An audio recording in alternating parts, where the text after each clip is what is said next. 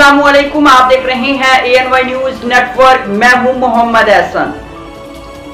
साहिवाल से executive director Prince Altaf Hussain की report के मुताबिक मारूफ समाजुद्दीनी शख्सियत अलहाज मियां असगर रामे ने कहा है कि पीर सईद इमरान अहमद शाह MNA को समाल इंडस्ट्री फेज़ 2 के क़याम पर मुबारकबाद पेश करते हैं।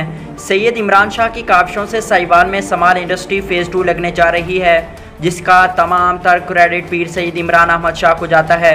साहिवाल में अरबों रुपए के तरक्याती फंड आने से साहिवाल में सड़कों के जाल बिछाए जा रहे हैं। इन ख्यालात का इज़हार मुखय्यर शख्सियत मुस्लिम लीग नून के रहनुमा अलहाज मियां असगर अली रामे ने अपने साहबजादे मियां सलमान असगर रामे के हमरा पीर सईद इमरान शाह से मुलाकात के बाद मीडिया से गुफ्तगू करते हुए किया।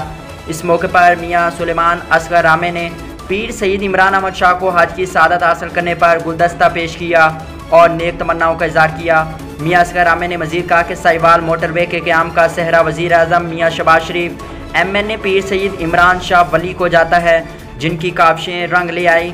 मोटरवे कसूर से उकाड़ा साहिवाल और बहावलनगर तक जाएगा।